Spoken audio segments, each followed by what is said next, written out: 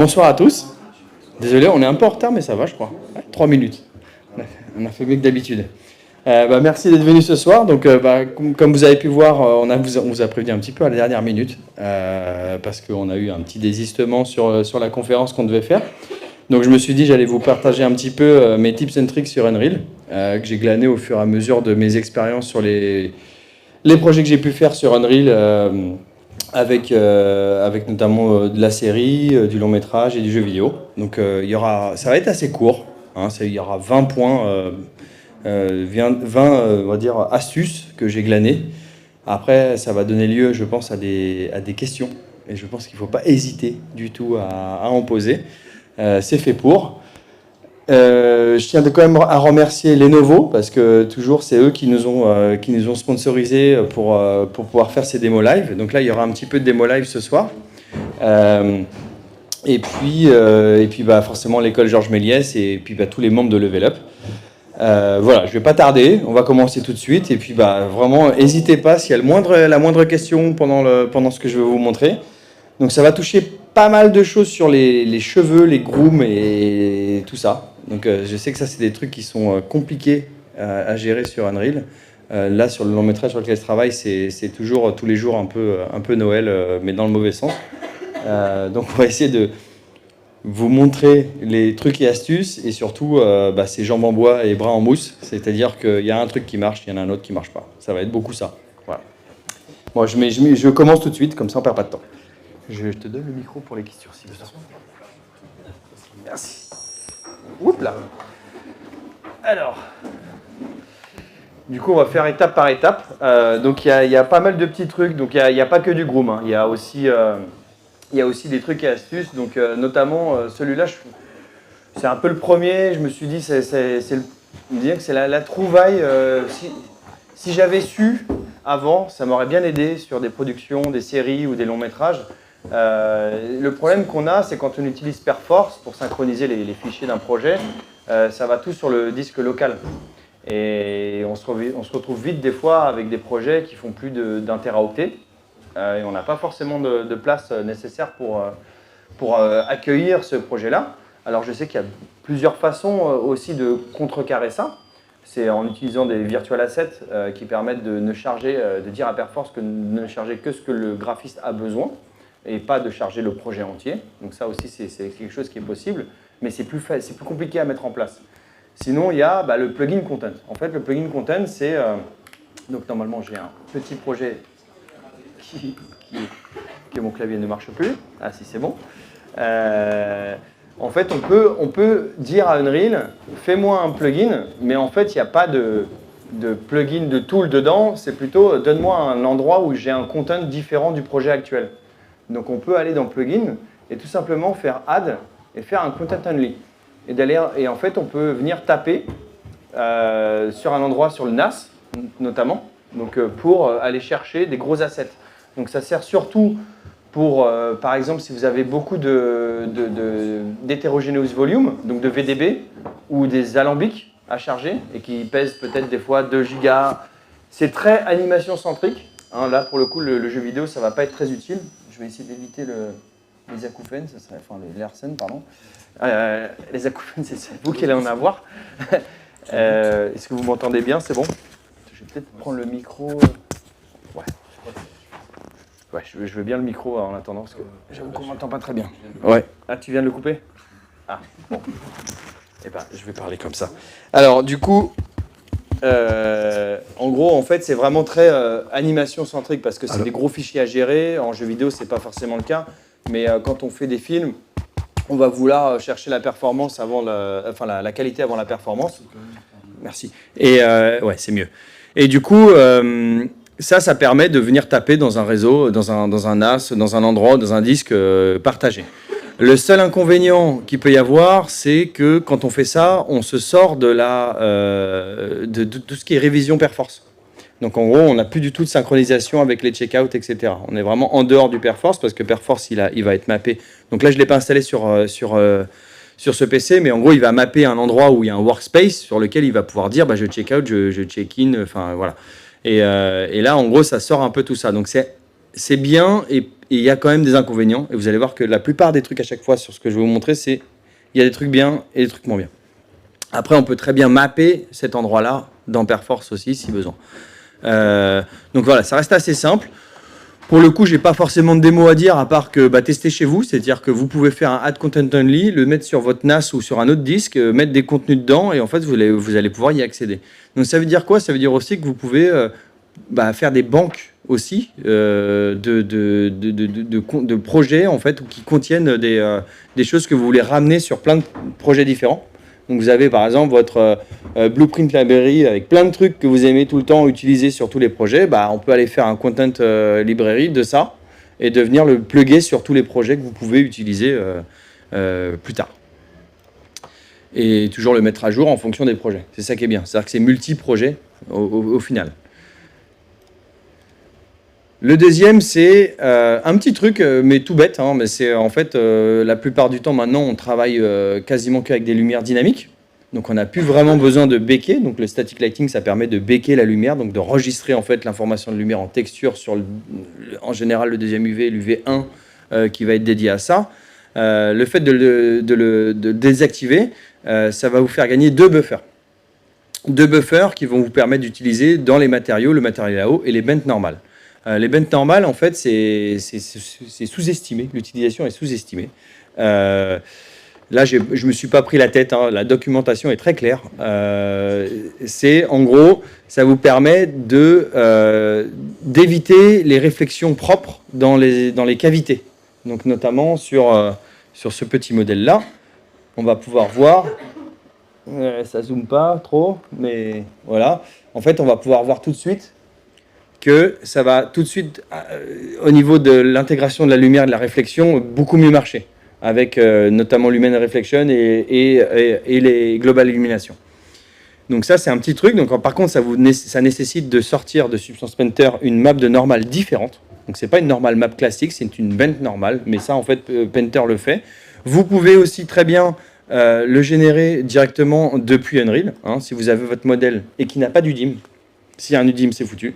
Donc les UDIM, pour ceux qui ne savent pas, c'est en fait tout simplement, on va le voir après avec les virtual textures, mais c'est en fait une utilisation de plusieurs UV sets pour gérer plusieurs textures et plusieurs résolutions de textures. Ça permet d'avoir par exemple un visage où sur le même visage, je vais avoir une joue en 4K et un visage en 512 pixels. Donc parce que j'ai un crash zoom sur la joue et j'ai pas besoin d'avoir un 8K, voilà. Donc ça permet d'économiser les trucs.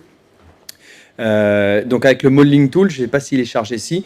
Ici, en fait, vous allez pouvoir, dans le bec d'ailleurs, ici bec, vous pouvez sélectionner un objet et venir... oh, j'aurais pas dû faire ça. Venir becquer la texture, si c'est bon. Et là, en fait, on peut choisir notamment... alors, est-ce que c'est le bon? Je suis pas sûr. Là, c'est vraiment un bec classique de tangente. Output type texture. Et en fait, vous allez pouvoir choisir, alors je ne sais plus où c'est exactement. Ah bah là, voilà, ça c'est la préparation qui est... alors, est-ce que c'est dans attribut ou c'est dans bec? Si, normalement, c'est bec texture. Et là, c'est peut-être parce que c'est un nanite, et du coup, ça ne marche pas. Mais en fait, dans bec texture, vous avez la possibilité de becker la bête normale. Voilà, c'est pas parfait, mais il y a moyen de becker l'ambiance occlusion, la cavité, etc. Je pense que c'est parce que c'est pas... Je vais essayer sur un cube pour voir. Tac, tac, tac. Ouais, je pense que c'est parce que c'était naïf. Et là, en fait, vous allez pouvoir choisir plusieurs types de ce que vous voulez becker, en fait. Un peu comme ce qu'il y a sur Maya ou sur Substance Painter, et récupérer ces informations-là sans sortir d'Unreal. Voilà. Et donc ici, on retrouve bend normal. Et on peut choisir l'UV où ça va et la résolution finale de la texture. Donc voilà, le bend normal, ça a vraiment un intérêt qui est très très très intéressant, parce que c'est enfin, même au niveau de l'ambient occlusion, enfin voilà, l'humain aime la bend normale. Donc faites-lui l'honneur de préparer vos textures en fonction. Donc comment ça se présente par contre, c'est-à-dire qu'une fois qu'on a désactivé plutôt static lighting, donc c'est dans project setting, tout ça se passe dans project setting. Alors là je l'ai perdu. Je sais qu'il doit être dans une fenêtre différente. Je vais essayer de la récupérer. Petit tips, hein, vous pouvez faire Windows normalement. Voilà, bah si, il était là. Et du coup, dans Rendering, vous allez désactiver Static Lighting. Bon, je peux le chercher, je le fais comme ça, mais vous pouvez le chercher. Et en fait, ici, on voit, bon, c'est très très très petit. Mais je sais pas si je vais pouvoir zoomer avec mon clavier. Si je fais ça, peut-être. Non. Alors, à une main, ça va être compliqué. Si, c'est bon. Tac, tac, tac. Donc voilà, en gros, ça permet de récupérer. Merci. Hop là. C'est compliqué. Tac, tac, tac. Donc voilà, il vous dit tout simplement que le fait de réduire, merci beaucoup, le fait de désactiver ça, ça vous permet d'utiliser ça. C'est-à-dire que si vous aviez des matériels à eau béqués dans vos textures et que vous n'aviez pas décoché ça, en fait, ça ne marche pas. Vous ne l'auriez même pas vu. Et voilà. Donc, alors, à quoi ça sert le matériel à eau? C'est typiquement, j'ai un personnage, j'ai l'intérieur de sa bouche, j'aimerais vraiment pas qu'il y ait de la lumière dedans, à n'importe quel moment. Donc, un matériel à eau dans les intérieurs de bouche, dans tous les orifices, en fait, que ce soit les oreilles, les trous de nez, la bouche, eh bien, ça permet de bloquer cette lumière-là. Ce qu'on n'a pas fait sur notre long métrage. Et c'est dommage. Voilà. Du coup, il y a celui-là. Après, il va y avoir les virtual textures. Donc, les virtual textures, c'est... alors, le premier truc, pour le côté jeu vidéo, c'est de réduire la quantité de mémoire. Mais en fait, il va y avoir deux façons de voir. C'est-à-dire qu'il y a les RVT et il y a les... donc, il y a les runtime virtual textures et il y a les... Ah, j'ai un trou de mémoire. C'est pas les runtime, c'est les SVT, je crois. Mais qui sont, je ne sais plus ce que ça veut dire S, je suis désolé. Mais en gros, en fait, il y a vraiment deux façons de traiter la virtual texture. Soit je la fais en runtime, soit je la fais en stream. Voilà, streaming virtual texture. Donc en fait, le streaming, ça va permettre d'avoir de meilleures performances et avec un coût mémoire supérieur. Et le runtime virtual texture, c'est que ça va avoir ça va avoir en fait un coût sur la mémoire. Voilà, qui est super. En fait, le runtime, ça va cacher la virtual texture et ça va les utiliser en runtime, mais ça va permettre d'utiliser des textures de plus grande résolution. Donc, c'est notamment utilisé pour tout ce qui est landscape, terrain, et ça permet de faire du blend entre les objets du landscape, etc. Pour ceux qui connaissent un peu Unreal, vous avez sûrement déjà dû voir ça. Mais surtout, l'intérêt, c'est par rapport à l'ancienne méthode, c'est de pouvoir gérer en fait des tiles de texture plutôt qu'une texture entière. Donc, en fait, il va regarder l'objet et il va transformer, donc on décide les tiles, donc 128 ou 256, etc. Et en fait, il va chercher que ce qui est nécessaire dans ce qui est affiché. Donc j'aime bien dire ça, même si je pense que c'est pas très vrai. C'est un peu l'équivalent de Nanite sur les textures, dans le sens où ça va venir plutôt regarder pas un objet entier et sa texture, mais plutôt ce qui contient la distance par rapport à la caméra et ce qui doit charger en termes de texture. Même si c'est pas du tout la même chose dans l'approche, parce que c'est pas du mesh streaming comme Nanite, c'est vraiment on avait déjà ça avec le mid mapping. Le mid mapping, ça permettait juste de dire l'objet est loin, je vais plus ou moins afficher la résolution 4K, 2K, 1K, etc. Là, en fait, ça va vraiment fonctionner par petites tiles et au fur et à mesure, ça va charger ce qui est nécessaire. L'intérêt en animation, c'est que ça gère les UDIM. Si vous n'avez pas le virtual texture activé, vous n'avez pas d'UDIM. Voilà, donc ça c'est clair et net. Donc les UDIM, hein, c'est encore une fois, c'est permettre d'avoir en un seul et même objet. En fait, je vais avoir une multitude. Je peux faire en un UDIM tout un personnage, typiquement. En fait, ça permet d'avoir un matériel pour les gouverner tous et de gérer les résolutions différentes en fonction de ce qu'on voit. La main est à 512, la tête est à 4K, etc. Donc ça permet du coup, si j'ai un seul matériel, j'ai un seul draw call. Parce qu'un matériel est égal à un draw call, ça il faut le savoir. Donc si j'ai un personnage qui a 64 matériels slots, 64 draw call dans ta gueule, c'est cadeau. Les virtual textures, il faut savoir aussi que quand on les utilise, ça fait 2 samplers au lieu d'un. Ça échantillonne la texture 2 fois au lieu d'une. Donc c'est plus lourd par défaut. Et du coup, ça permet de...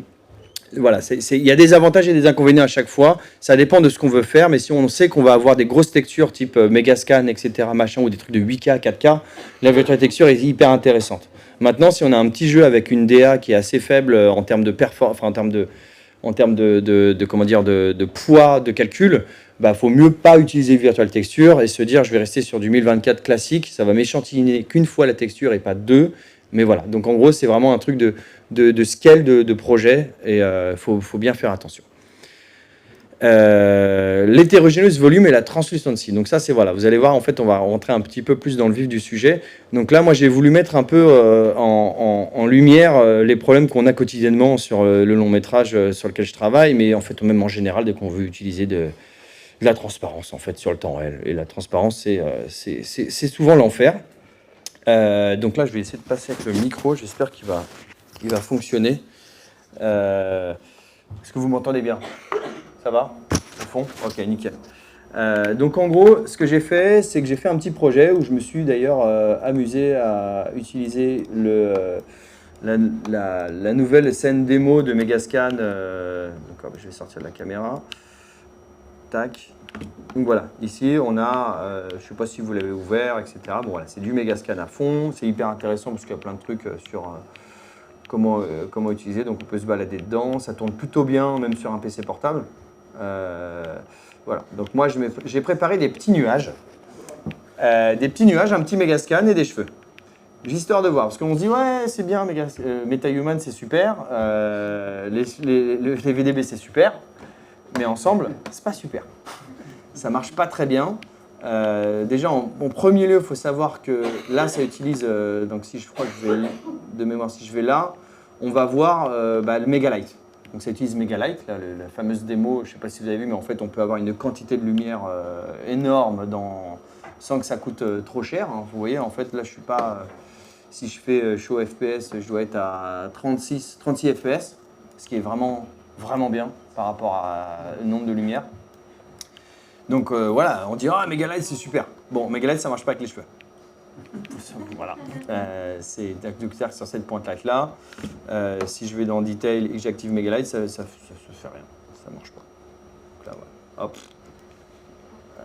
méga noir.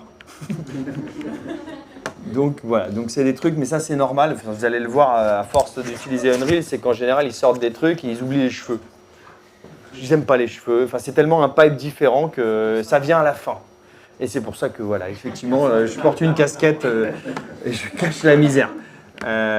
Donc voilà, l'hétérogénéous volume, donc c'est super aussi, mais c'est aussi dans un autre pipe de transparence. Donc en gros, il va y avoir une gestion un peu maladroite, et je pense que maladroite, c'est vraiment pas sympa de ma part, c'est plutôt que je pense que c'est des galères, des grosses galères sur la transparence, et qu'ils ont fait ce qu'ils ont pu avec toutes les contraintes qu'ils avaient vis-à-vis de ça.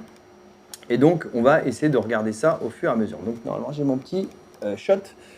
Si vous voulez, je pourrais vous passer le projet. En fait, là, on va un peu faire des shots avec à chaque fois des cas particuliers et des mises en scène. Donc, je vais peut-être vous passer juste les shots et pas le projet, ce qui fait 27 gigas.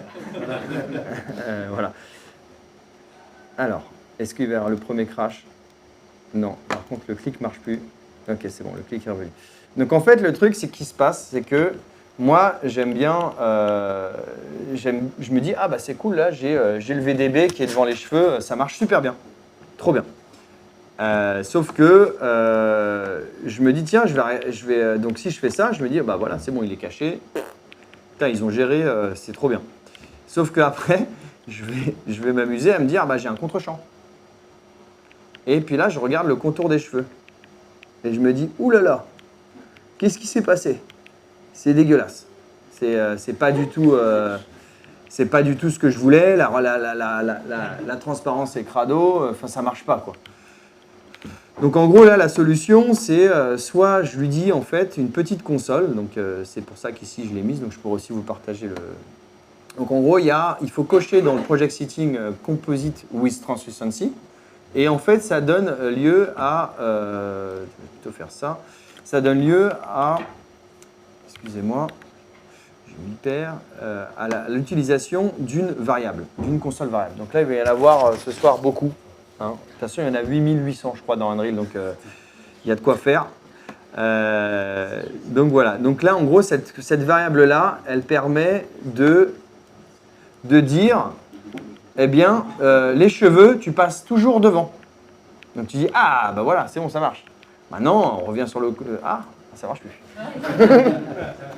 Donc il va falloir trouver des alternatives où en gros, en fait, soit en fait, il faut bien réfléchir à à comment on veut faire ça. Donc c'est un peu le... Oui. Alors il y a le micro qui est là. Désolé. On peut mettre une clé sur ces comptes. Alors on peut mettre une clé, on pouvait mettre une clé. Ah. Là en fait maintenant, en gros ils ont cassé le bound sur les contrôles variables. Alors j'ai pas trouvé, tu vois, je sais pas comment... Avant on pouvait lui dire, la variable tu vas me la mettre que à ce moment-là. Donc soit en fait deux fois et tu fais une fondue. Hein? Ouais, non mais c'est tu peux mettre en fait si, mais tu peux le faire en blueprint. Enfin oui, tu peux changer la variable au plan si tu le souhaites. Au plan oui.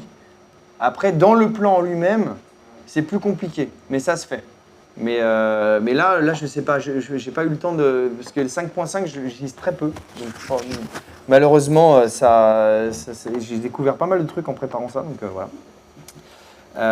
Mais là, j'ai pas. Voilà. Normalement, tu peux scinder la variable et l'appliquer. Donc, voilà, on se retrouve. Vous allez voir, c'est un peu la boîte de Pandore vis-à-vis de ça.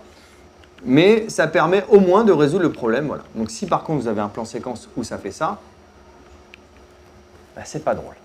C'est pas drôle. Donc, il faut essayer de changer la mise en scène. Ou après, vous allez voir, il y a quand même des solutions.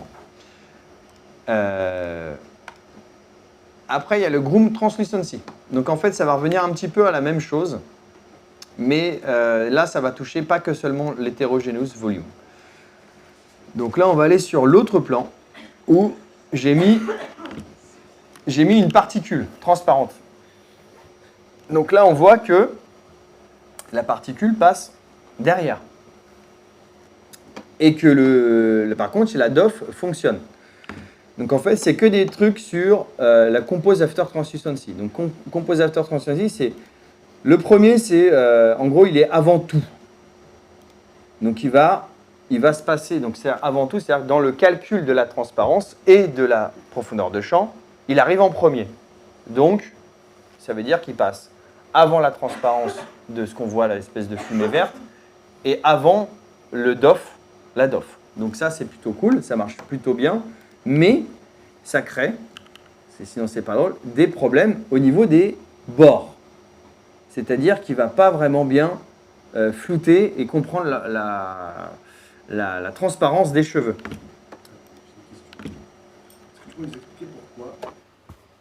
Est-ce que tu peux nous expliquer pourquoi la transparence est difficile à rendre en temps réel, globalement?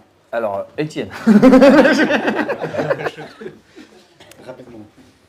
Alors, en ray tracing, ça va parce que tu tires un rayon lumineux, donc tu peux éventuellement trouver tous tes plans transparents au fur et à mesure. Mais dès que tu es en version game, donc en rasterisation, c'est que des triangles que tu rends et tu ne connais pas l'ordre de ces triangles forcément. Et alors, si tu es vraiment sur des plans transparents, tu peux éventuellement t'en sortir avec des calculs très compliqués d'ondes et de fréquences, etc. Mais dès que tu es sur des volumes comme ça, il y a un problème qui est que si tu as deux volumes transparents, dans quel ordre est-ce que tu les rends? Parce qu'en fait, tu es vraiment en incrémental où tu appliques de la couleur petit à petit. Et donc, si tu as ton image sans transparence avec, je sais pas, du vert derrière, que tu appliques un premier volume à moitié transparent en bleu, puis un deuxième en rouge, tu as fait du vert, bleu, rouge. Si tu fais dans l'autre sens, tu as fait du vert, rouge, bleu, et tu n'as pas le même résultat. Et donc, c'est toute cette question d'avoir de la transparence qui soit indépendante de l'ordre dans lequel tu appliques la transparence. Et donc là, c'est un problème avec justement ces particules qui sont transparentes, ces cheveux qui sont à moitié transparents. Et savoir dans quel sens tu les appliques, c'est quelque chose de très compliqué pour bien optimiser, pour à la fois garder le vrai ordre du rayon lumineux que tu envoies, et en même temps pas saccager toutes tes perfs et passer en ray tracing. Et donc c'est là où il faut trouver des astuces pour forcer le moteur, pour pas cher, à reproduire l'ordre que tu sais est le bon ordre dans ta composition à toi. Je te donne le micro. Donc ouais, effectivement, et ben, en fait, là on voit par exemple que les yeux passent avant. Donc voilà, c'était aussi un truc que moi, je voulais montrer, c'est que j'ai réparé une partie, mais j'ai pas tout réparé. C'est-à-dire que les yeux sont aussi transparents, donc ils vont passer devant, mais les cheveux sont bons, mais en même temps les bords sont pas bons. Donc voilà, on va y venir sur ces fameux bords, etc. Mais en fait, il va falloir jouer avec qu'est-ce qui vient avant, qu'est-ce qui vient après en fonction des shots. Pour l'instant, il n'y a pas de solution miracle. Il n'y a pas vraiment de possibilité pour réparer de manière pérenne ce type de problème-là. Je pense que ça viendra. En tout cas, sur les particules, c'est déjà le cas. Sur la gestion des translucency orders, en fait, c'est déjà bien géré. On peut lui dire en fonction de la Z, en fonction de son pivot, en fonction de plein d'autres choses. Là, c'est un mélange déjà de transparence, donc c'est compliqué. Voilà, je pense qu'on a fait le tour sur ça. Donc ici, par exemple, je peux vous montrer par exemple le reste des... Donc là, la première, quand on met compose after transist 0, c'est qu'il passe avant tout. Si je lui dis, il passe avant la DOF, donc ça peut être intéressant, c'est qu'il passe avant la DOF, mais il passe après la transparence. Donc il est bien flouté, mais la plaque ne passe pas. Voilà. Donc celui-là, il a un intérêt minimal. Et l'autre, c'est il passe avant tout. Donc c'est lui le premier. Donc ça, vous allez voir que celle-là, elle est intéressante parce que des fois, on ne veut pas de problème de flou sur les bords des cheveux. Donc en fait, si on a un close-up sur un personnage, ça peut être intéressant de lui dire, quoi qu'il arrive, tu es net. Et je m'en fous que tu sois flou. Donc ça permet d'avoir vraiment des alphas parfaites. Mais par contre, effectivement, si vous vous retrouvez avec un élément transparent devant, c'est ballot. Mais lui, effectivement, là, tout est flou. Donc si je me rapproche du visage, le visage est flou, mais les poils, non. Donc, voilà, ça donne des trucs un peu bizarres. Mais ça reste des astuces qui sont utilisables. Alors, le groom et le VDB. Donc celui-là, il m'a fait transpirer. Vraiment, celui-là, c'est un peu cadeau. Même si je pense que c'est très, on va dire, il est vraiment, vraiment sale, celui-là. Parce que c'est vraiment dans un cas très particulier, mais si vous l'avez, dites-moi merci. Envoyez-moi un message sur LinkedIn, Dieu merci, c'est gentil. Parce que j'en ai chié, putain. Donc, en gros, ce qui se passe, c'est que vous allez voir que si, en fonction du near clip de la caméra, la Z du groom change. Voilà, il faut le savoir. C'était qu'en gros, en fait, la compression, donc ce que Étienne me disait, c'est plutôt la compression en fait, du Z est en 8 bits et le near clip vient changer. Bon, il hoche la tête, je pense que c'est pas exactement ça, mais c'est qu'en gros, en fait, le near clip vient changer la précision dans le buffer de profondeur. En tout cas, c'est comme ça que je l'interprète. Le résultat est que, en fait, moi, je ne me suis pas tout de suite aperçu du problème. C'est-à-dire que si j'ai un VDB et je me mets là, et même si, bon, de loin, là, l'alpha n'est pas terrible, je me dis, bon, ça passe si c'est loin. Le truc, c'est si je recule. Voilà. Celui-là, je l'ai envoyé à Epic, ils ne savaient pas. Ils ne m'ont pas répondu. Voilà, personne ne m'a répondu. Et en fait, par le hasard total, j'ai touché le near clip de la caméra et je me suis dit, putain, c'est ça. En fait, ce qui se passe, c'est que le global near clip par défaut sur Unreal, c'est 10 cm. Sauf que nous, en animation, ou même des fois dans les jeux, on va plutôt la mettre à 1 cm. Parce que c'est mieux. Donc le near clip, hein, pour être clair, c'est ça. C'est si je viens changer ça et que je change le near clip. Alors, est-ce que là, il va marcher? Non, parce que je ne suis pas dans la cam. Je vais me mettre dans la cam et je vais montrer. C'est qu'en gros, si je me rapproche très fortement, mais là, j'ai une profondeur de champ exprès pour montrer le problème. Donc, je vais essayer de tout changer. Ouais, j'ai 200, c'est n'importe quoi. Je vais me remettre à 35. Je me rapproche ici. J'ai un near clip qui vient couper ce qu'il y a devant. Donc, normalement, je peux jouer avec pour rapprocher ou effacer les éléments devant. Donc, c'est plutôt pratique hein, quand on est sur des shots, des fois. Donc là, pareil, c'est très cinématique, hein, mais c'est vraiment pratique. Eh bien, en fait, ça vient changer l'alpha des cheveux. Donc, en gros, si vous avez un problème de cheveux qui déconnent, donc là, je vais remettre une DOF qui va être un peu plus forte, histoire d'en fait, plus la caméra est loin, et plus c'est forcément, moins c'est précis. Donc, si je me mets là, j'espère que ma scie va fonctionner, voilà. Donc, en fait, en changeant le near clip, hein, le near clip, il se trouve sur la caméra, tout simplement ici. Il y a un near clip. Il y a un near clip ici. Il faut tout simplement l'animer, ou en tout cas le changer, pour que ça règle le problème au shot. Donc celui-là, il est vraiment, c'est une belle trouvaille, parce que c'était vraiment casse-pied. Parce qu'en gros, si on a en fait un décor avec plein de fumées et très lointaine, eh ben, en fait, on va se retrouver avec les fumées devant les cheveux et c'est l'enfer. Voilà, ça c'était un peu ma trouvaille de l'année. Oui. Du coup, pour expliquer un peu là, ce qui se passe dans Unreal, quand Unreal calcule un triangle, ou n'importe quel moteur de jeu calcule un triangle pour rendre sur un écran donc X, Y, il calcule également la profondeur de ce triangle, le Z, pour savoir où est-ce qu'il est dans la scène. C'est parce que si plus tard il y aura un autre triangle, il a besoin de savoir si ce triangle est devant ou derrière. Au tout début, c'était stocké sur des entiers. Donc c'est 1, 2, 3, 4, 5. C'est-à-dire que si on avait un near plane à 1 cm et un far plane à 1 km, on avait 1000 valeurs. On avait 1 mètre, 2 mètres, 3 mètres, ce qui donnait très peu d'informations. Ensuite, on est passé sur des flottants pour pouvoir stocker plus d'informations. Mais on a gardé ce sens-là de le near plane est à 0, le far plane est à 1. Ce qui veut dire qu'on avait toute la précision au niveau du near plane. De base, on a 90% des valeurs possibles au niveau de la Z au niveau du near plane. Ce qui veut dire qu'on a facilement ce qu'on appelle du Z-fighting, quand vous avez deux éléments, deux cubes à la même endroit dans votre scène, où ils vont se battre pour être affichés sur l'écran et où ça va clignoter, si vous avez un cube blanc, un cube vert, ça va clignoter vert, blanc, vert, blanc, vert, blanc en permanence. Unreal, il y a peut-être 15 ans maintenant, je pense, c'est passé ce qu'on appelle en reverse Z. Ils ont inversé le calcul de profondeur pour voir tout le détail au niveau du far plane, pour étaler en fait le fait que le far plane, en fait, plus on va loin dans la scène, moins il est important, parce qu'au début, on va être précis au centimètre, vite, on va être précis au niveau du mètre, parce que c'est pas important. Donc, ils ont inversé ce calcul-là pour que, lorsqu'on est loin dans la scène, on a moins de précision, donc on stocke moins de valeurs possibles là-bas, et on stocke les valeurs possibles là où ça nous intéresse. Il semblerait que, du coup, au niveau du VDB ou du Groom, là, j'ai pas trop le détail, ils sont restés sur l'ancien pipe qu'ils avaient avant, et où, du coup, ils ont tout le détail au niveau du near plane, pas au niveau du far plane, et c'est là où, du coup, il y a un conflit.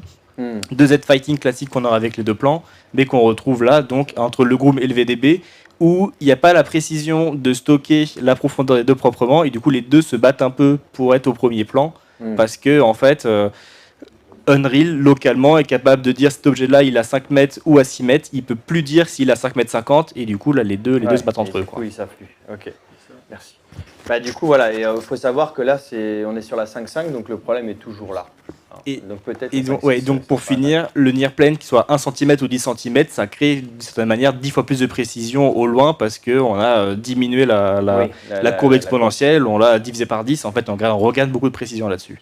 Donc quand on peut, on repousse le near plane parce qu'il n'est pas important et on regagne de la précision dans le far plane par cette méthode-là. Merci beaucoup. Voilà, ça c'est pour un petit peu les trucs techniques sur les cheveux. Il y en aura un petit peu d'autres tout à l'heure, mais voilà, il en reste encore 13. Je vais accélérer un petit peu. Donc là, ça va être rapide. L'alambic streaming, j'ai pas de démo à vous montrer, mais c'est que quand on vient streamer, donc on peut streamer de l'alambic sur Unreal. Le problème, c'est qu'il va essayer de streamer. Par défaut, en fait, il va streamer comme un dingue. Et des fois, quand on va scrubber, on va changer du coup dans la timeline les frames, il va vouloir encore streamer. Il peut un peu se mélanger les pinceaux. Et en gros, cette console-là, cette variable-là, permet juste de dire calme-toi, finis d'abord de charger, passe à l'autre. C'est con, mais ça évite beaucoup de crash. Et ça évite beaucoup de problèmes aussi de chargement, même dans les plans, etc.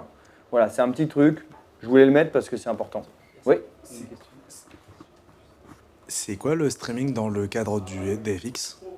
Dans le cadre des FBX? Dans des FX, des alambics.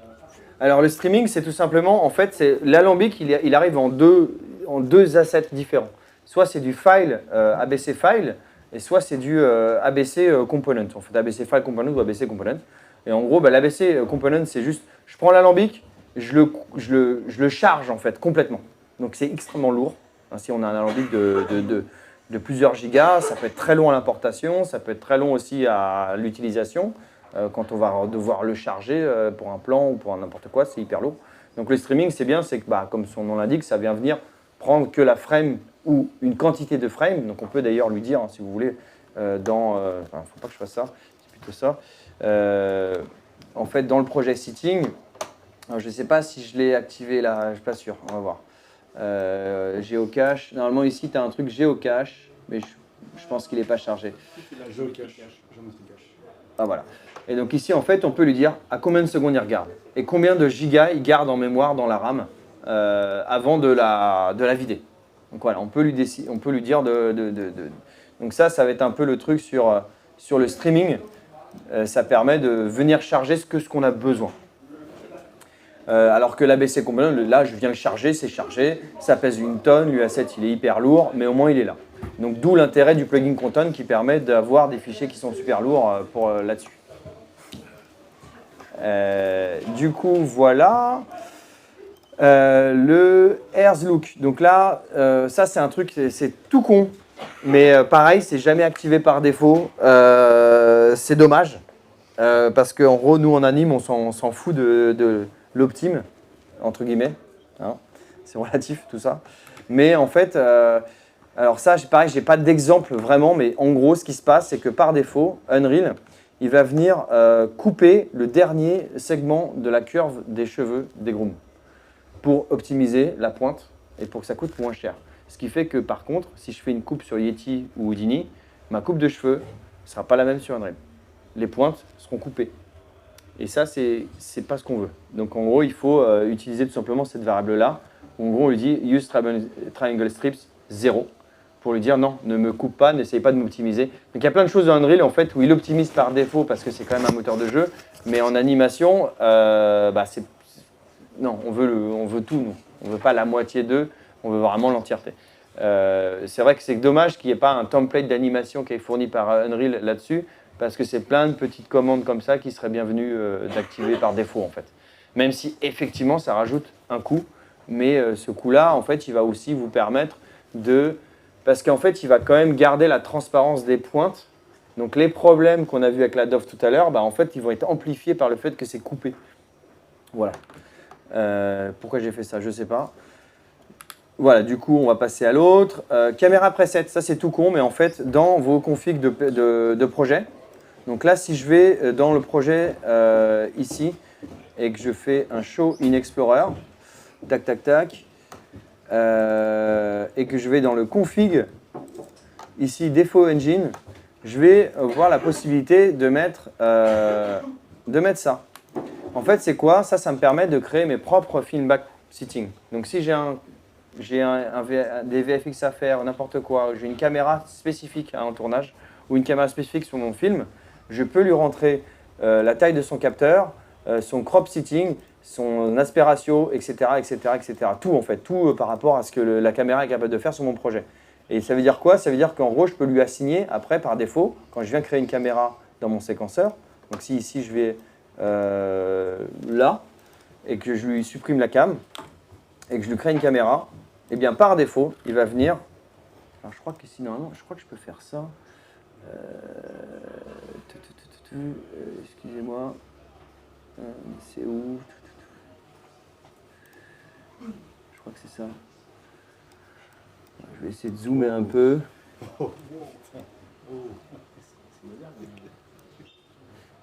Hop. Petit tips gratuit, c'est cadeau. Du coup, en gros, là, on a, en fait, tout simplement, il a reconnu mon filmback démo. Il me l'a assigné, en fait, il me l'a créé, donc on peut en créer plein. Il m'a dit que c'était du crop sitting à 2,40 et il m'a mis normalement un squeeze factor à 1,5 ou 2. Donc le squeeze factor, ça me permet d'avoir des bokeh qui sont anamorphiques plutôt que des bokeh ronds qui seront en fait en adéquation avec un format anamorphique. Et en fait de base. Donc dès que je crée mes caméras, ça vient automatiquement m'assigner ce preset. Donc c'est plutôt pratique. Donc ça pareil, je vous le fournirai ou je l'enverrai sur LinkedIn ou peu importe. Donc voilà, vous pouvez copier ça et vous éditer votre propre filmback. Et je partagerai de toute façon ce doc-là. Il va être ouvert à tous. Donc voilà.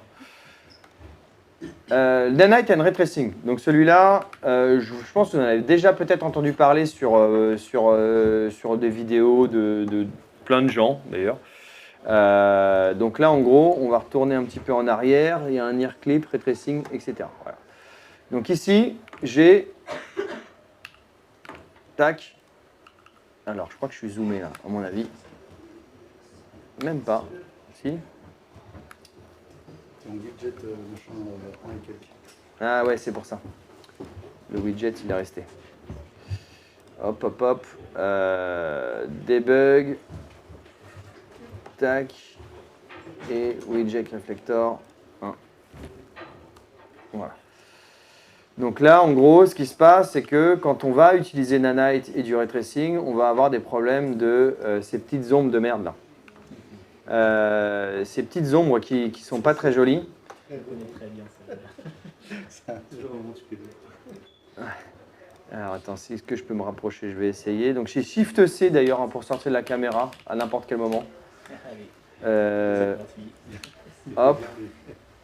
Donc là, en gros, si je me rapproche de la source de lumière, voilà, ici, j'ai créé une pointe light et on voit que le mesh, il est un peu troué, etc. Donc pourquoi? C'est qu'en fait, là, déjà, j'ai un peu fait exprès, c'est que ma lumière, elle est en ray tracing. Ça ne fait ça que quand on est en ray tracing. Ray tracing Shadow Enable. Si je disable, ça marche nickel. C'est trop bien. Et les ombres, eh ben, en fait, elles sont un peu moins bien. Donc il va y avoir d'autres problèmes avec le VSM, hein, Virtual Shadow Map. Il y a vraiment les deux, hein, c'est les deux méthodes. Il y a une troisième qui est le Cascade Shadow Map, mais celui-là, il commence à être un peu vieillissant. Et du coup, si je mets Enable, voilà, je me retrouve avec ça. Pourquoi ça fait ça? C'est que Nanite, en fait, il fonctionne avec, il stream les meshs et il utilise un fallback mesh. Donc il utilise une version simplifiée du mesh pour gérer des trucs complexes comme le Ray Trace Shadow. Donc en gros, il va utiliser plutôt la version low poly pour casser ses shadows plutôt que la version high poly qui est streamée pour afficher. Donc du coup, il y a une différence et ça fait ce fameux truc. Donc on peut lui dire d'utiliser donc 3 commandes, si on veut. Donc il y a le Ray Tracing Nanite Mode 1 qui permet de lui dire, en fait, tu ne vas pas m'utiliser le fallback mesh, donc le low poly, mais utilise-moi le stream mesh, donc utilise-moi le mesh qui est en train de streamer. Donc si je l'active, ça va tout de suite mieux. Je l'ai désactivé, je l'ai activé. Voilà, je l'active, ça va tout de suite mieux. Mais c'est streamé. Donc ça veut dire quoi? Ça veut dire qu'en fonction d'une certaine distance, à un moment donné, alors je crois que sur celui-là, ça avait l'air d'aller, mais à un moment donné, il va repasser sur un mesh qui est low poly et on va revoir des problèmes. Donc là, je crois que celui-là fonctionne bien, mais bon, c'est pas une solution qui est toujours viable, malheureusement. Là, le stream se passe bien, donc tant mieux. Mais je voulais quand même vous le montrer. Sinon, il y a l'autre solution, c'est d'utiliser le normal bias. Donc, c'est-à-dire qu'en gros, en fait, je viens lui dire que donc le bias, c'est l'écartement. En fait, c'est quand tu vas taper, mais pas tout de suite. Tu vas en fait écarter l'endroit de cast shadow. Donc, en gros, si je représente ça alors, j'aurais pu faire une petite image, mais c'est qu'en gros, si je prends un cylindre sur une plaque, en fait, le départ de l'ombre ne va pas partir tout de suite du cylindre. Donc, en fait, ça va décaler l'ombre. Donc, ça répare les problèmes. Globalement, ça répare à peu près tous les problèmes. Sauf que, si je vais voir mon copain là-bas, lui, il ne va pas kiffer du tout. Parce qu'en gros, lui, ça a décalé aussi de 4 cm. Et donc, j'ai des ombres dans les narines, dans les yeux, dans les machins. Donc, ça veut dire quoi? C'est si je désactive ça, là, j'ai des ombres qui fonctionnent bien. Donc, en fait, ça aussi, il faut faire très attention. On se dit, ah, j'ai réparé, c'est génial. Ouais, mais en fait, j'ai plus d'ombres dans les narines, dans la bouche, voilà. Donc, c'est un compromis aussi à trouver. L'autre truc, alors celui-là, en fait, j'aurais pu le montrer différemment. Mais en fait, c'était surtout avec de la végétation. C'est qu'en fait, on peut aussi utiliser, et celui-là, il est très cher, c'est le Max Pixel par Edge 10. Je crois que je l'ai mis de toute façon, je les ai tous mis là dans le truc, il faudra tester. Donc en fait, là, c'est tout simplement, on change qu'est-ce qu'il considère comme loin pour streamer le mesh. Donc si on augmente ça, il va être toujours full def. Donc ça veut dire que ça va coûter très très cher. Mais on aura des ombres qui fonctionnent bien. Donc en gros, là, si je fais ça, ça répare un peu le problème, mais c'est pas parfait. Et on voit le stream. Mais là, sachant que je suis en fallback mesh là. Donc si j'active les deux, donc là je mets Night Mode et Edge par pixel. Donc là, il y a normalement des artefacts, mais oui. Juste quand tu dis très très cher en production, ça représente quoi? Ça peut coûter de la VRAM en plus qui, à un moment donné, va faire que le plan crash. Ouais, donc au final, ton plan ne sera même pas sorti, quoi. Non, voilà. Donc c'est vraiment un jeu de... C'est pas juste un coup de calcul de frame, c'est aussi un coup mémoire. Là, pour ok, d'accord. Donc on rentre dans encore d'autres... Voilà, donc là, celui-là, il est pénible. Il est vraiment pénible. Là, l'ordi, il souffle pas mal, ceux qui sont à côté, là. Ouais, On l'ordi, l'entend il a un bien. petit peu de mal. Donc voilà, là, on a la possibilité. Donc le max pixel par edge, il faut le réduire. Là, j'ai mis 10 exprès pour montrer qu'en fait, même si quand je suis en streamé, donc là, j'utilise j'utilise pas le fallback mesh, j'ai mis 10. Et en fait, là, on va voir ce problème de je suis en streamé, mais de loin, ça me crée ces artefacts-là. Donc là, de base, il est à 1. Pardon. Il est à 1, donc ça marche bien. Mais si par exemple j'ai des feuilles, des petites feuilles là, de végétation en nanite, je peux avoir des feuilles qui disparaissent. Et bien celui-là il est bienvenu. Le max pixel par edge, vous pouvez mettre 0,5 par exemple et ça va vous réparer vos problèmes. Voilà, c'est vraiment des petits détails, voilà, c'est très précis. Gardez-le dans le coin de votre tête. Mais en tout cas, de toute façon, vous aurez ce truc-là en feuille de travail. Oui. Est-ce que le family log de la végétation qui quand elle bouge génère des ondes Oui. en VS ça peut résoudre ça? Non. Non, malheureusement, le World Position Offset sur des matériaux rétrécés, enfin sur des ombres rétréces, ça ne marche pas. Le seul moyen qu'il y a actuellement, c'est de compiler une version du moteur custom avec le NVIDIA, NVIDIA CRTX GI, qui permet d'avoir cette végétation rétrécée et World Position Offset, si on peut dire. Mais non, en tout cas, j'avoue que je n'ai pas testé sur la 5.5, mais je ne pense pas. J'en doute. Voilà. Et on est d'accord que ces settings, ils sont que global au level, tu peux pas l'avoir par mesh. Ouais. Ou par actor. Là, pour le coup, c'est global. C'est malheureusement, ouais. Ouais, celui-là, tu peux pas. C'est cadeau. C'est tout ou rien. Le foliage and shadow, donc ça, alors ça, j'ai pas eu d'image parce que je suis désolé. Mais en fait, je me suis aperçu que quand on utilise du ray trace shadow pareil sur des foliage, ça a tendance à pétiller les ombres des feuilles. Et donc en fait, de désactiver le denoise et de mettre du sampling de l'échantillon, ça permet de réparer ça. Le lumen réflexion, donc ça, celui-là, j'ai un petit exemple, mais c'est tout con. Mais en fait, de base, il va pas faire de la réflexion pure par défaut. Donc il va utiliser le surface cache de lumen. Donc le surface cache, c'est quoi? C'est une version simplifiée du mesh. Donc si je vais dans lit, lumen et surface lumen scene, ça c'est ce qu'il utilise. Alors ça met un peu de temps des fois.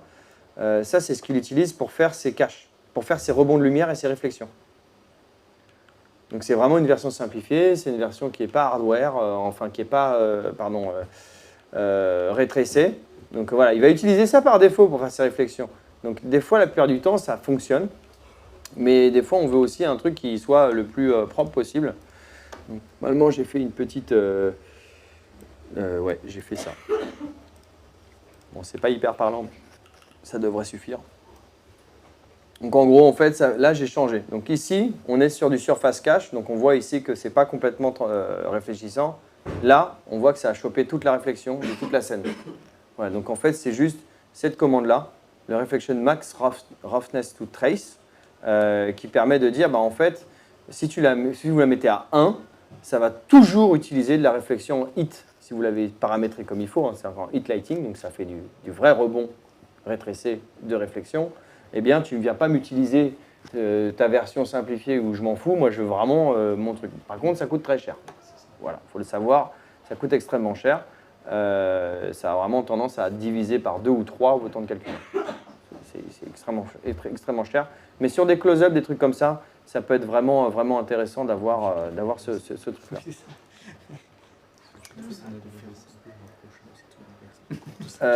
Voilà, les ray trace skylight. Donc ça c'est tout bête aussi, hein. Mais de base c'est pas activé, je comprends pas pourquoi, mais bon c'est la vie. Hein. C'est ici, si je me mets Shift C, tac, là en fait par défaut, ah mince, je me suis mis dans le montage total. Excusez-moi. Voilà, là j'y suis. Tac. En fait, le skylight n'est pas activé par défaut sur les cheveux. Donc, ça veut dire quoi? Ça veut dire qu'en gros, on ne va pas avoir un beau retour de lumière global illuminé sur les grooms, sur les machins. Donc en fait, on va avoir des cheveux très moches par défaut. Donc il faut vraiment venir utiliser cette commande-là. Donc c'est un Integration Type 1 qui permet d'utiliser ça. Par contre, ça fait un noise, ça fait du noise. Donc c'est-à-dire que là, si moi je viens désactiver ça, je vais avoir énormément de noise sur les cheveux par défaut. Là, ici, on le voit. Donc, on le voit encore plus si on désactive l'anti-aliasing. Ça noise à mort. Donc, on peut utiliser, en fait, on peut augmenter les samples, passer à 64 pour réduire le noise et après laisser faire le temporal anti-aliasing pour lisser tout ça. Et normalement, c'est plutôt clean. Il faut savoir quand même qu'il y a un pattern dans le noise qui est un peu chelou, qu'on ne peut pas régler. Et des fois, ça fait des bandes. Et on ne peut rien faire. Et dans ce cas-là, il faut s'en passer. C'est rare, mais ça arrive. Voilà. Allez, suivant. J'accélère un petit peu. Le AirDoff, donc le DoffDef. Donc ça, c'est un nouveau truc qui est arrivé sur la 5.4 qui permet de justement avoir un choix sur vos problèmes de DOF. Donc là, bon là, on dirait... Là, ça ressemble à rien. Mais en fait, c'est simplement que j'ai zoomé sur monsieur, hyper fort sur ses cheveux, en face de la mer, en disant genre... ah, voilà. Voilà, c'était un peu... Ah non, mais non, c'était même pas... Ah si, si. Qu'est-ce que je dis? Il est là. Touc. Voilà. Il est en face de la mer et il se dit pourquoi j'ai des cheveux, pourquoi j'ai une calopécie, etc. Et voilà, c'est un peu moi le matin qui me dit merde, j'en ai plus. Et du coup, ici, en fait, ce qui se passe, c'est ça. Donc en gros, là, je vais avoir le problème de ça va me faire des trucs vraiment dégueux sur les cheveux. Donc dans le post-process, dans les post-process maintenant, vous pouvez activer DoffDef ou AirDef, je crois, je ne sais plus très bien. Voilà, use AirDef qui permet, donc là je l'ai activé, hein, et donc en gros ça permet de réparer plus ou moins le problème. Donc ça l'étale un peu, c'est pas parfait, franchement ça dégouline un peu, ça dépend des shots. Disons que sur de l'animation où on va être précis, bah, on n'est pas super non plus satisfait de ça, voilà. Mais ça au moins c'est mieux que ça. Donc, parce que ça, c'est vraiment, vraiment hardcore. Voilà, ça, c'est petit truc en plus. Après, il y a quoi? Il y a le AirStrand. Alors, AirStrand Band, je n'ai pas pu le montrer, mais celui-là, il est quand même rigolo. En gros, putain, il faut que j'arrête de faire ça. En gros, ce qui se passe, c'est que des fois, vous allez avoir des animations de personnages. Donc, je vais retourner ici parce que c'est plutôt pas mal. Vous avez un personnage, il a son pivot, mais en fait, son route, il est là-bas. Il est parti là-bas. Et vous avez filmé ce personnage-là, mais son pivot est là-bas. Eh bien, vous allez voir que ses cheveux n'apparaissent pas. Pourquoi? Parce qu'en gros, il considère qu'il ne voit pas le pivot, donc pour optimiser, bah, je le cache. Unreal, qu'est-ce qu'il fait, lui, pour savoir s'il est dans la caméra ou pas? C'est que s'il n'a pas de physics asset, il prend le pivot. S'il a un physics asset, n'importe lequel. Donc, physics asset, c'est des boîtes de collision. Vous pouvez en créer n'importe... Vous prenez un skeletal mesh, et je vais vous montrer sur lui. Hein. Ça permet de faire des boîtes de collision, mais en fait, je me suis aperçu que ça permet aussi de savoir qu'est-ce qu'il doit afficher. Et ça, c'est pas forcément marqué partout. C'est dommage. Du coup, si je double-clique sur le visage et que je vais dans son physics asset ici, voilà. Ça, c'est le physics asset. Alors, j'espère que je l'ai jamais chargé, donc j'espère que ça va pas être trop long. Mais enfin, en gros, c'est des boîtes de collision simples qui permettent de gérer après avec des contraintes, etc., de la physique et aussi, quoi. Ouais, c'est hyper long. C'est un tips qui est aussi vrai sur Niagara, où il va tendance à queuler s'il n'a pas la banding box qui est mise à jour par rapport aux particules. Oui. Peut-être que les particules sont visibles, mais s'il ne voit pas la banding box au point de pivot, il va queuler alors qu'en fait, il est censé afficher ce qu'il voit, quoi. Ouais. Et maintenant, en GPU sur Niagara, on peut y avoir des boîtes dynamiques, on peut mettre, mais ouais. Voilà, donc en gros, en fait, si vous n'avez pas de ça, même un seul, hein, n'importe lequel, ben, sachez que vos cheveux vont disparaître, ou même votre skeletal mesh va disparaître de la caméra. Ça, c'est vraiment un truc, et je pense que pour toute personne qui a fait un petit peu d'Unreal, ça s'est déjà arrivé. Et en général, soit on faisait un bound scale, on augmentait la bounding box, donc la boîte de calcul de dire je suis dans la caméra. Mais le problème de ça, c'est que ça utilisé aussi pour les shadows, etc. Donc en fait, ça va avoir un coût supplémentaire pour le calcul qui n'est pas nécessaire. Voilà. Donc celui-là, il est pas mal et je l'ai découvert c'est pas si vieux, donc assez récemment, quoi. Le ray trace transmission, donc ça c'est un petit truc, c'est pareil, c'est pas forcément tant utilisé que ça et pourtant ça peut faire des super trucs. Donc ici, en fait, on peut avoir une lumière qui vient vraiment... alors, je vais me remettre dans le shot, désolé, voilà. Donc en gros ici, En fait, j'ai créé, donc là, il faut savoir que la peau d'un MetaHuman a un profil SSS qui est activé sur son matériel, etc. Donc c'est une mise en condition, je ne vais pas expliquer tout ça, mais vous avez du SSS sur un matériel. Vous voulez faire un matériel classique, eh bien, alors attends, est-ce que je l'ai fait correctement mon truc? Je ne suis pas sûr. Non, bon, tant pis. En fait, quand vous avez des ombres en ray trace, ça va aussi changer la manière dont le SSS et la transmission se passent. Donc la transmission, c'est quoi? C'est qu'en fait, dans Unreal, on peut vraiment avoir du SSS qui pénètre littéralement la peau, comme un SSS qui coûtait très cher avant, on précalculait, et qui fonctionne très bien. Et qui en plus fonctionne en fonction des maps de SSS pour dire j'en ai pas dans le matériel. Donc, quand je dis ça, c'est que si je prends la point light et que je lui dis qu'en fait elle n'est pas en ray trace shadow, ça va changer aussi son comportement sur sa transmission. Et sa transmission va être beaucoup moins bien. D'accord? Donc c'est vraiment, si vous voulez passer en full ray trace, eh bien il faut à la fois sur la lumière lui cocher transmission. Donc ça c'est le truc obligatoire. Donc il faut lui dire que excusez-moi, c'est tout petit. Voilà, il faut lui dire transmission ici, donc qui n'est pas coché par défaut. Hein. Parce que de base c'est toujours décoché parce que voilà. Vous cochez ça et vous lui dites trace shadow. Et à partir de là, vous allez pouvoir gérer tout ça. Sachant que dans le profil SSS, vous pouvez aussi lui donner des informations d'extinction, donc de pénétration de la matière. Donc ça, je ne vais pas aller chercher ouais, je pourrais d'ailleurs. Allez hop. C'est le truc, il doit y avoir un profil SSS qui traîne quelque part. Là. Head. Est-ce qu'ils ont utilisé le même? Non. Ice Candle. Ouais, ça doit être celui-là. Voilà, si ça marche pas, tant pis. Ouais, voilà, bah, c'est bon. Parfait. Donc là, en fait, on va pouvoir gérer la quantité de pénétration de l'objet, etc. Donc on a vraiment un truc. Ça a un coût. Hein. On voit aussi qu'il y a du grain. Donc ça, il y a une CIVAR, toujours. C'est Berkeley Sample, je ne sais plus quoi. Berkeley, je crois. Burley, Sample, voilà. Sample Override. Voilà, vous tapez ça et vous mettez 2048 parce que pourquoi pas. Et il n'y en a plus.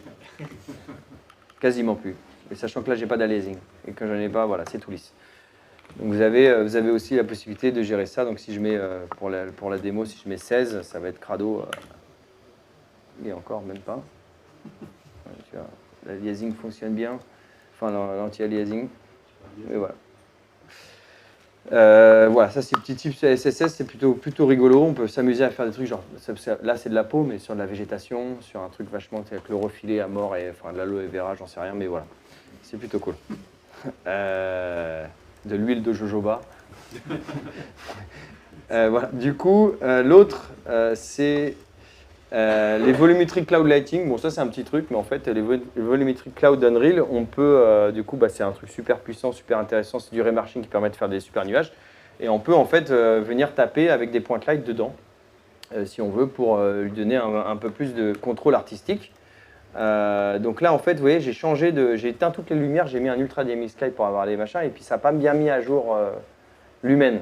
Donc ça, vous pouvez utiliser une petite CIVAR encore, hein, si vous voulez.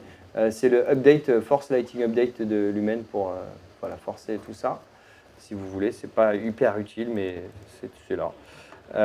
Donc là, en fait, ce que j'ai fait, c'est que j'ai pris un coucher de soleil. Donc là, si je sors de la cam et que je regarde, voilà, j'ai pris un coucher de soleil, je remets l'aliasing, je pense que ça peut être bien. Et je vois qu'en fait, j'ai un vraiment coucher de soleil orangé, mais j'ai un petit peu de lumière bleue dans les nuages, c'est plutôt cool. Bah, en fait, c'est 2 point light que j'ai rajoutés et qui me permettent d'éclairer mon nuage comme je le souhaite, et donc vraiment d'habiller artistiquement et de donner une volonté différente que de subir vraiment des règles physiques par rapport à des nuages, etc. Donc ça, par contre, ça coûte très cher. Ça coûte très cher. Faut savoir que c'est extrêmement lourd. Donc là, je suis à 17 fps. Si je l'enlève, ouais, je suis à 19. Bon. Ouais, mais quand je me rapproche, c'est vraiment très, très, très, très lourd. Et encore. Bon, mais si, je vous assure, c'est cher. Utilisez avec douceur. Mais en gros, voilà, cette commande-là, c'est celle-là. Il faut juste lui dire local light sampling. Vous mettez 1, ça permet de gérer ça. Par contre, ça veut dire que là, vous êtes sur des échelles énormes. Donc là, en gros, mes atténuations de lumière, elles sont énormes. Là, si je fais... Hop, hop. Qu'est-ce que tu me fais, toi? Ok. C'est-à-dire que si je viens regarder mes atténuations, là, je suis à 160 000. C'est énorme. C'est 10 fois plus que ce qu'il y a d'habitude en maximum. Voilà. Mais parce que c'est une échelle qui est tellement grande que je n'avais pas le choix. Le Air Strange Shadow. Donc ça, pareil, ça, c'est pas plutôt cool. Extrêmement cher, mais voilà. Donc celui-là, c'est si je me mets en close-up sur mon monsieur, et en fait, je viens... Donc là, j'ai créé 2 point light, une en Ray Trace Shadow et une en Virtual Shadow. Donc là, si je regarde, en fait, j'ai une ombre qui est vachement floue et qui n'est pas très propre et hyper granuleuse. Ça, en rendu, vous l'avez, c'est cadeau, vous ne pouvez rien faire d'autre. Vous êtes foutu. Et si vous avez un close-up de cils, des trucs comme ça, et que vous voulez choper un truc précis, bah, il n'y a pas 36 choix. Il va falloir faire une ombre en Ray Trace. Mais même en Ray Trace, ça ne va pas marcher correctement. C'est-à-dire que là, je vais quand même avoir un truc un peu crado, etc. Pourquoi? Parce qu'en fait, quand je vais mettre les ombres en Ray Trace, il va quand même utiliser les Virtual Shadow, ou en tout cas une méthodologie d'ombre qui n'est pas Ray Trace, sur les ombres portées des cheveux. Il va utiliser les voxels, en fait, l'espèce de cache de voxels des cheveux pour en générer une ombre. Donc les voxels, c'est quoi? C'est quoi? C'est plutôt, ils ressemblent à ceci. Donc si je fais voxel, alors. Non, normalement tu vas les voir. Donc c'est pas celui-là, c'est pas voxel, c'est l'autre. Donc ça doit être poum poum poum. On va les voir quelque part, je sais plus, c'est très bien. J'ai oublié. Lightbound, non. Vous avez dit quoi? Les cluster bounds, c'est ça que tu cherches? Non plus. Bah ça donne des points, mais ce qui est étrange, parce que normalement les voxels ils étaient affichés. Hein. Je sais pas pourquoi ils ne les affichent pas là. Bon, bah tant pis. Covering type, bah, bon, peu importe. Mais en gros, en tout cas, c'est une version simplifiée de la géométrie des cheveux pour pouvoir gérer plein de trucs, les ombres etc. Sauf que nous, on veut vraiment pas ça pour générer cette ombre. Donc en fait, la solution, c'est de prendre les cheveux et de lui dire use Air Ray Tracing Geometry. Donc par contre, ça a un coût qui est quand même non négligeable, mais là on va avoir les ombres nickel. Donc si je récupère les eyebrows aussi et que j'utilise la même chose, je fais ça et les eyelashes.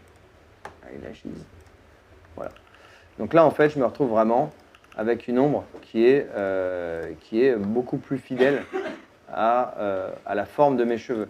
Sachant qu'en plus, cette géométrie-là, je peux venir lui dire sur les airs, par exemple, que la taille du radius des tubes des cheveux soit un petit peu plus grand. Je peux mettre 3, par exemple. Ça va me donner un peu plus de... Voilà. Donc en gros, ça, c'est très bien pour les close-up. Quand on a du groom, etc., ça permet vraiment d'avoir un truc hyper clean. C'est extrêmement cher. Il faut savoir que là c'est une coupe qui est courte, mais quand on va avoir une courbe longue avec plein de strains, etc., ça peut être très lourd.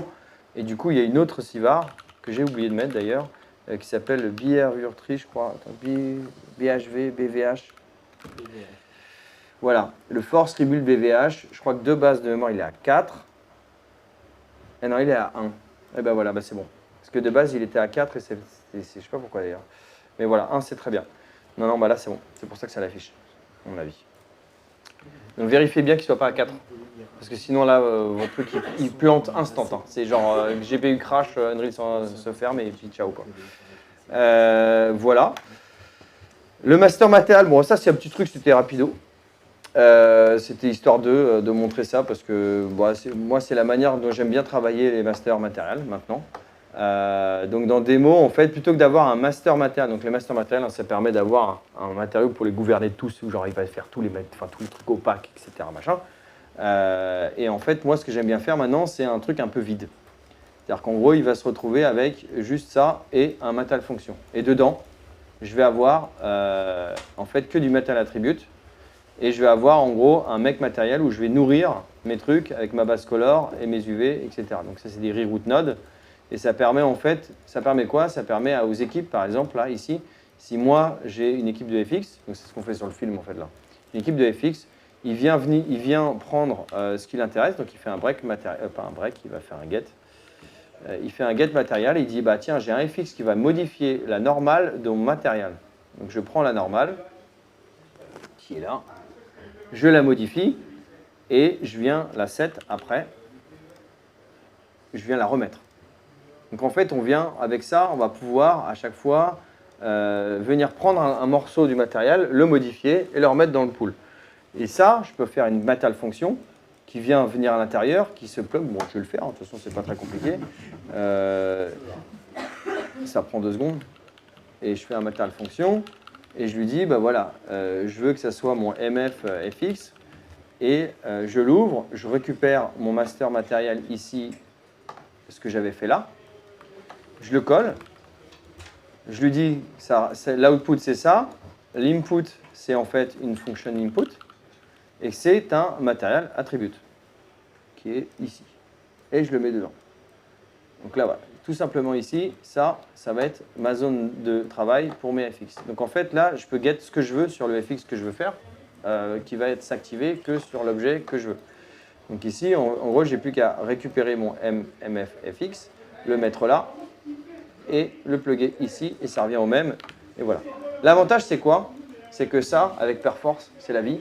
C'est-à-dire qu'il y a un mec qui peut bosser sur le matériel, le checkout, il y en a un autre qui peut bosser sur le FX et le checkout, et faire son truc, etc. Il faut faire très attention, parce que des fois, il va check-in, il va tout casser, voilà, ça peut arriver. Mais en même temps, ça permet aussi d'encapsuler le travail de chacun, et c'est plutôt pratique. Faut faire un petit peu attention parce que ça veut dire que ça laisse quand même de la place à des artistes sur le master matériel. Il faut qu'il y ait quand même un garde-fou pour pas que ça casse tout. Voilà. Le dernier, c'est le séquenceur NPC. Je crois que c'est le dernier. Et l'acteur palette. Ah oui, l'acteur palette, c'est rigolo. Et ce sera le dernier. Donc le MPC, tout simplement, bon, ça je pense que pareil, je me suis dit ça peut être utile. Enfin, à mon avis, il y en a beaucoup qui connaissent. Mais bon, c'est toujours rigolo. Donc en gros, en fait, toujours en travaillant avec un master matériel, moi j'ai pris le master matériel de cette démo-là, et je me suis dit, tiens, je vais faire un material parameter collection pour tout transformer en bleu. Et puis après, en rouge orangé. En fait, ça permet d'éditer par groupe de shaders entiers des features. Et donc voilà. Donc en gros, tout simplement, j'ai été sur le matériel d'un des trucs. Ici, dans la hiérarchie, on peut avoir le parent tout de suite. Quand il y a plein d'instances, c'est plutôt pratique. Et j'ai tout simplement pris le matériel, sa base color. J'ai multiplié mon material parameter collection et je l'ai réinjecté dans le material attribute. Donc en fait, on vient prendre, on modifie, on remet. C'est plutôt cool comme façon de faire. Et ça me permet d'éditer plein de trucs. Donc j'aurais pu, là changer la couleur, mais j'aurais pu changer absolument tout ce que je veux, du world position offset, etc. J'ai oublié un truc rapido sur la manière dont on gère les material parameters, les master material. Donc en gros, ici, je vais avoir mon matériel comme ceci. Je vais faire une instance, et j'aime bien faire une instance par catégorie de matériaux. Le bois, le concrete, le machin, le truc. Je fais une instance de ça, donc c'est un enfant de ce parent qui, lui, en fait, ne détient que les paramètres que je veux et je peux les éditer à la volée sans devoir recompiler les shaders à chaque fois. C'est surtout ça l'intérêt. Et puis aussi, c'est les performances. Et du coup, moi, ce que j'aime bien, c'est faire une instance d'instance. Mais d'avoir, en fait, si j'ai une instance d'instance, c'est-à-dire que le wood type, il me permet de me dire que si j'ai un bois, et ce bois, il va être instancé par tous les bois de mon film ou les bois de mon jeu. Donc si je modifie cette instance de bois, ça modifie tous les bois de mon jeu qui sont aussi instancés. Et cette construction-là est vachement intéressante parce que ça permet de modifier des catégories entières, mais pas l'entièreté de tous les matériaux. Voilà. Donc quand vous avez construit ce cheminement-là, donc c'est qu'en gros, tout simplement, si je fais une référence viewer, je vais avoir en général ce genre de choses. J'ai mon master, j'ai mon taille, mon type, alors vous pouvez, je sais pas, l'archétype ou peu importe, et après j'en déduis mon instance qui lui va s'appliquer à mes objets. Ça me permet d'avoir des espèces de zones de changement et d'encapsuler un peu tout ça. Donc c'est un peu de la structure, mais c'est franchement quand c'est fait, ça sauve la vie, quoi. Typiquement, je ne sais pas si l'on fait là pour le coup, mais en général, sur tous les rochers, ça va être le même master, mais les textures sont différentes. Mais moi, je veux avoir une instance d'instance pour gérer tous les rochers d'un coup. Ça serait cool, quoi. Voilà. Et le dernier truc qui n'est pas très connu, c'est l'acteur palette. Et celui-là, en fait, il est tout bête, mais je crois que c'est un plugin qu'il faut activer, qui s'appelle Actor Palette. Incroyable. Il faut bien le taper, par contre. Ça, c'est le piège. Actor Palette, c'est en bêta. Trop cool. Du coup, si je sors de la cam et que je me mets... je vais sortir un petit peu, je vais aller dehors. Ça sera plus sympa. Ici, voilà. Puis je vais remettre une couleur normale. Et donc ici, je vais me mettre là. En fait, ce qu'on peut faire avec l'acteur palette, donc ça va être dans Tool, Actor Palette 1. Ici, je vais choisir un level. Donc, je vais lui dire, par exemple, tiens, il y en a un qui s'appelle normalement Asset Zoo. Alors, des fois, on dit Zoo ou Gymnase, ça dépend. En fait, c'est un level qui détient tous les assets de votre projet. Plutôt pratique pour voir comment on dit, pas la continuité, mais le fait que vos assets soient avec une direction artistique constante. Je ne sais plus c'est quoi le terme exact. Mais, donc voilà, j'ai mon acteur palette. Je suis là, je peux me balader dans mon décor. Donc j'ai un level, j'ai 2 levels d'ouvert. Et là, je me dis, tiens, j'adore ce rocher. Je clique dessus, je le pose. Je clique dessus, je pose.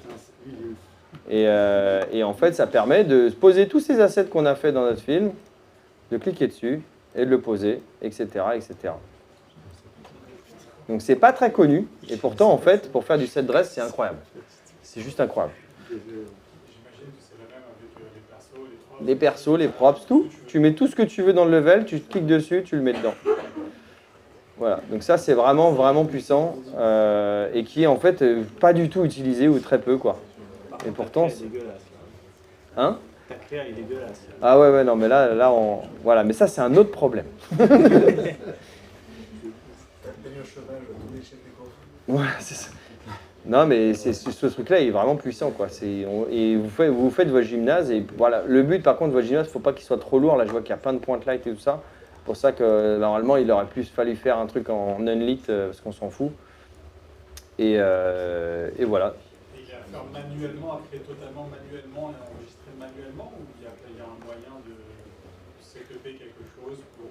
Bah, moi, j'avais fait des scripts qui permettaient, par exemple, de récupérer, alors c'est en Editor Utility Widget, tu peux parse un dossier avec tous les static mesh, tu peux les spawner dans ton décor avec tu prends la bond inbox et tu viens les poser pour pas qu'ils soient enchevêtrés, et puis tu te fais une ligne de tous tes trucs et tu les mets, et voilà. Ça se fait en code assez vite d'ailleurs pour les poser. Et puis voilà, je pense que c'est bon. On a fait le tour.